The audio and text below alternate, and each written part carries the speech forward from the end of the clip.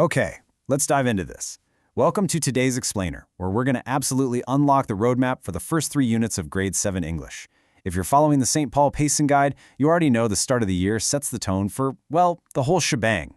Over these first 18 weeks, we aren't just going to casually read. No way. We're going to completely transform exactly how you read. So, here's our exact game plan for this 18-week explainer. We'll start with the reading journey, jump into Unit 1 on fiction versus nonfiction, shift to Unit 2 covering short stories, explore Unit 3 on nonfiction types, and finally wrap up with mastering your toolkit. It's a roadmap to turn you from a casual reader into a true literary detective. All right, let's kick things off with Section 1, the reading journey, the architect and the detective. Which brings us right into our second section, Unit 1, Fiction versus Nonfiction. Now here's the massive essential question guiding this entire first unit. How do writers use structure and evidence to shape what readers understand? Really think about that for a second. You know when you're reading something and you suddenly feel a certain emotion, or you just totally agree with a specific point? Well, that is definitely not an accident. The author is basically an architect, and they made incredibly deliberate structural choices to guide your understanding. But how do they pull it off? That's exactly what we, stepping into the shoes of literary detectives, are going to figure out. What's really fascinating here is the contrast between the different tools you'll be using. When we look at literary texts, fiction, we're hunting down the theme and analyzing the point of view. But the second we flip over to informational texts, or nonfiction, our whole detective strategy shifts. Suddenly, we're scanning for the central idea and breaking down the overall text structure. It's the exact same detective, but you're working with a completely different set of clues. So, by the end of these first 6 weeks, you're going to have 4 core detective skills totally locked down. You'll be able to easily cite relevant textual evidence, compare themes right alongside central ideas, explain point of view and structure, and, most importantly, bring it all together to write some seriously strong evidence-based responses. Basically, you're learning exactly how to prove what you found. Moving right along to Section 3, Unit 2, Short Stories. For Unit 2, we're shifting gears to ask, how does small story choices reveal large ideas about people and choices? See, authors of short stories have a super limited amount of space, right? They literally can't afford to waste a single word. So every single conflict they throw in, every tiny shift in a character's attitude, it's a deliberate clue they've left behind, just waiting for you to uncover it.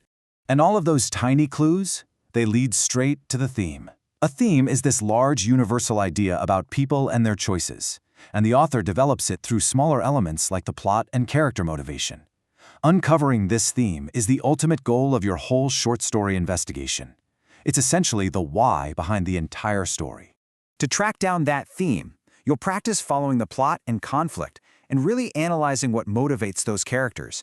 And the brilliant part is, by doing this, you'll be fully equipped to clearly explain that theme's development. Plus, you won't just be explaining it, you'll be dropping precise, professional literary vocabulary while you do it, making you sound like a total expert. All right, let's leave the realm of made-up stories and step out into the real world with Section 4, Unit 3, Nonfiction Types. Out in the real world, the questions totally change.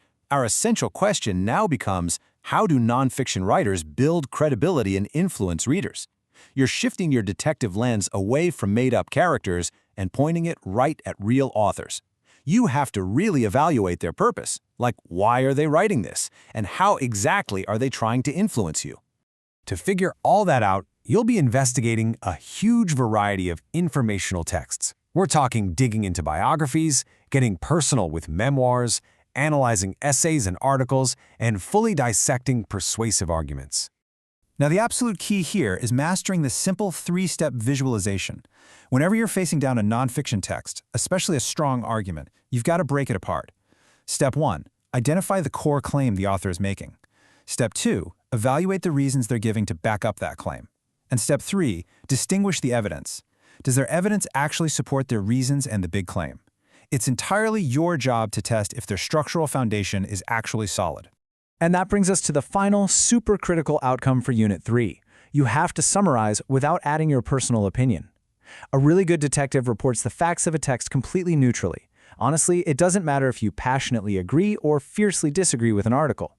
Your job is to accurately explain what the author wrote, leaving your own opinions completely out of the room. Let's wrap things up with Section 5, Mastering Your Toolkit.